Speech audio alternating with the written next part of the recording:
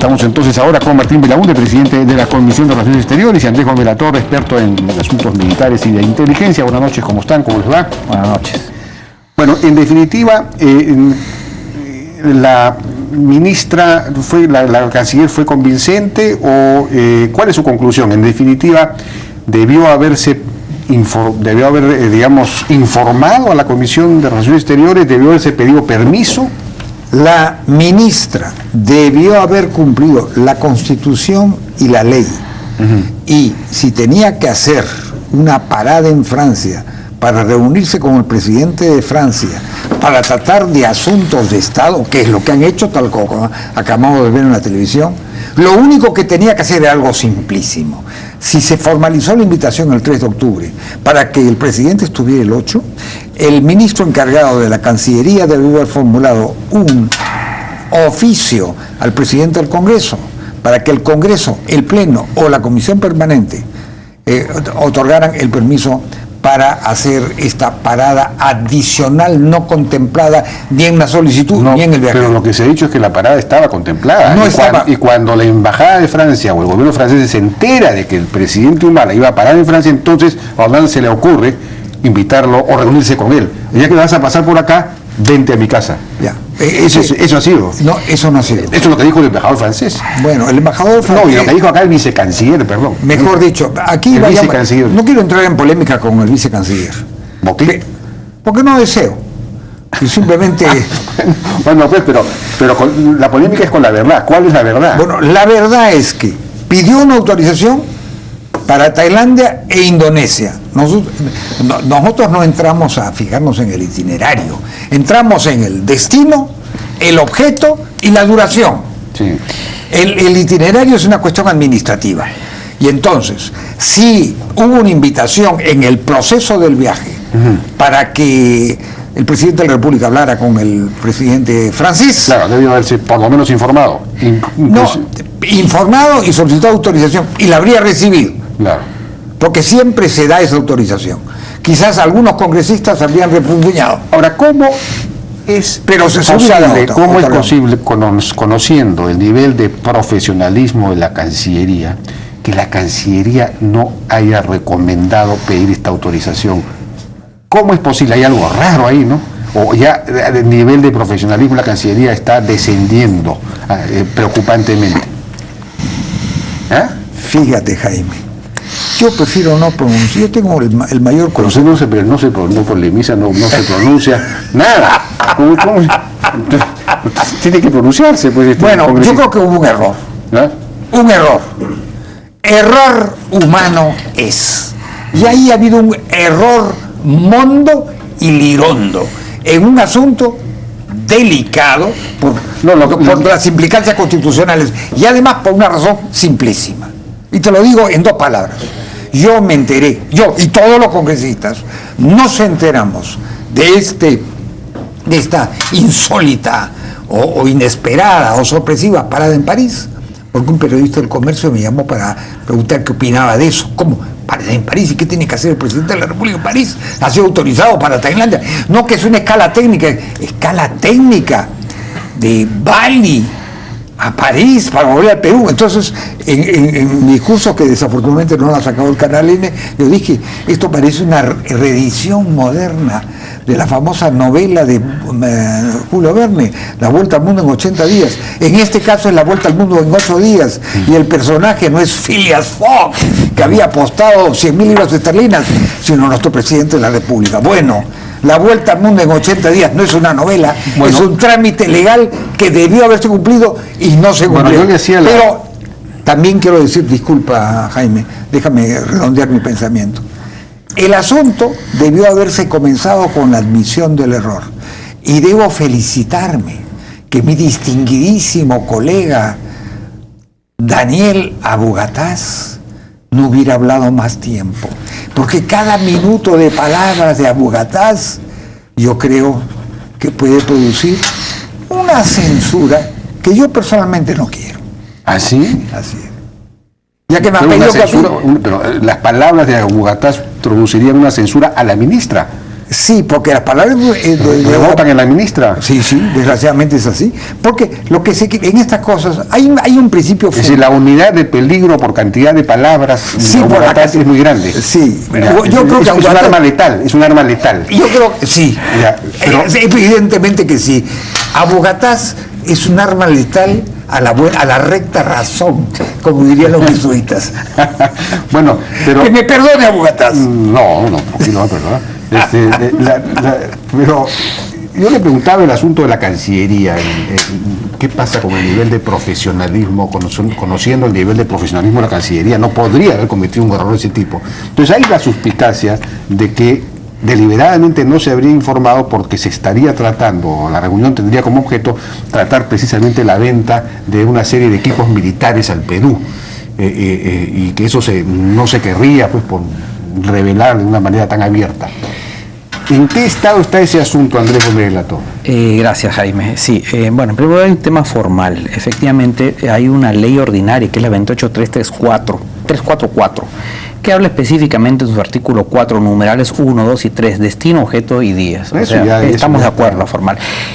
Quizás enhebrando un poco lo que ha expresado el congresista Martín Belaunde, hay pues probablemente una razón de Estado, que es esta densa agenda que tenemos en el ámbito de defensa con Francia, que no se circunscribe, como curiosamente parece, a la adquisición potencial de un satélite. El Perú no tiene un satélite, y desde hace 2 o 3 años, como parte del proceso de repotenciación o recuperación de la capacidad de las Fuerzas Armadas y en general de política de seguridad, está la compra de un satélite.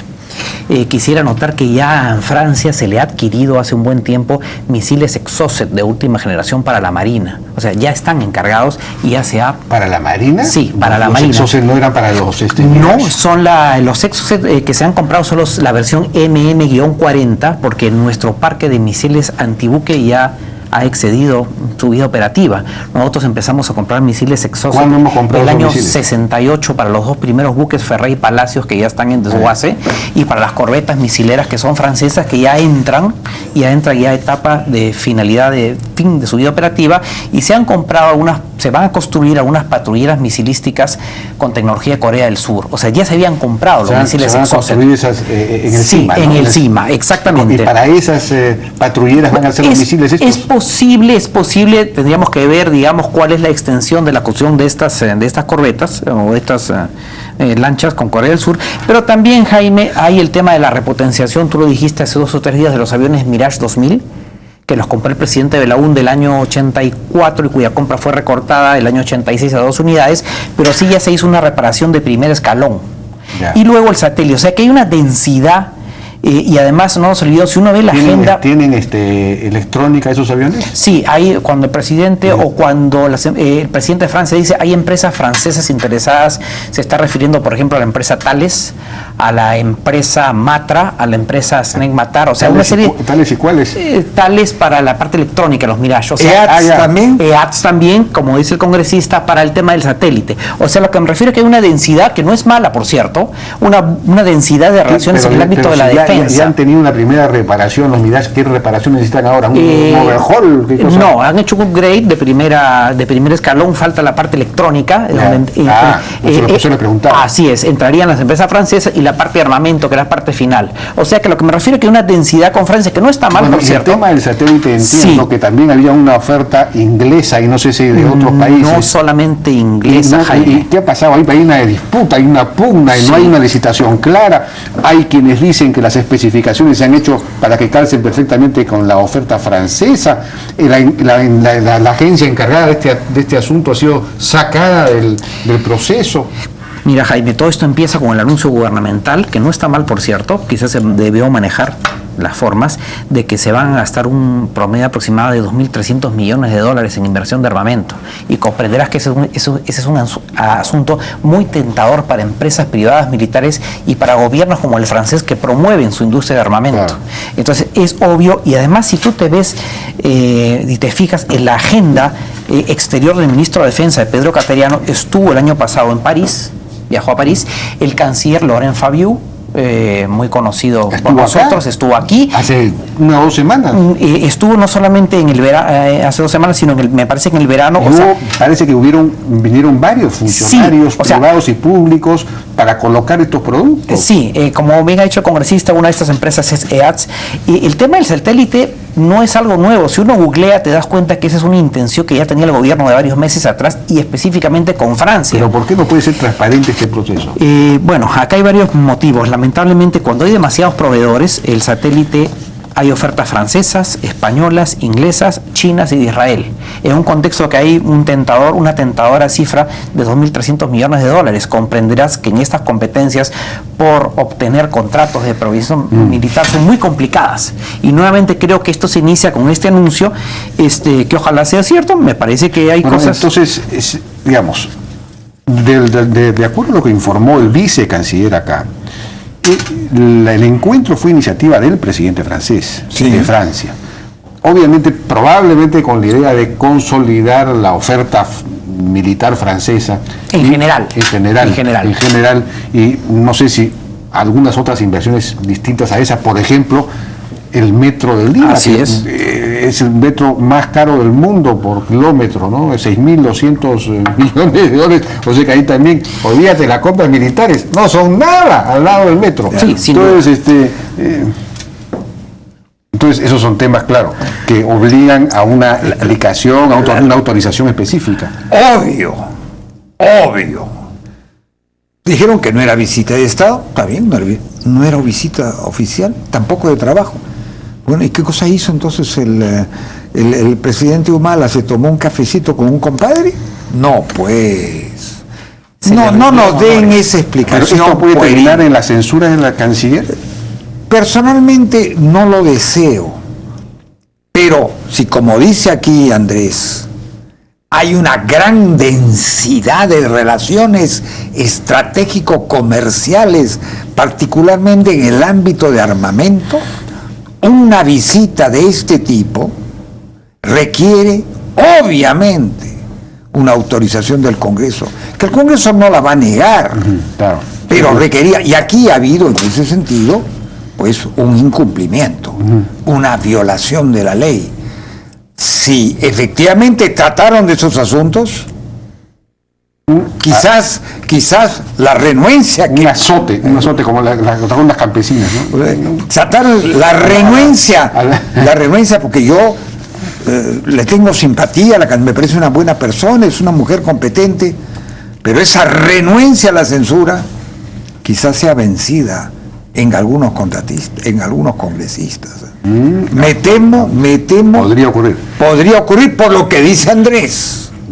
Esa densidad resulta peligroso desde el punto de vista del incumplimiento de las obligaciones constitucionales, que es lo que ahora el país necesita un satélite, ¿no es cierto? Sí, sin duda. No solamente para prevenir, digamos, eventuales ataques de algún vecino, sino para todo el tema del manejo del narcotráfico, la lucha contra, etcétera. Estamos de acuerdo en eso, pero eso no se tiene por qué ocultar.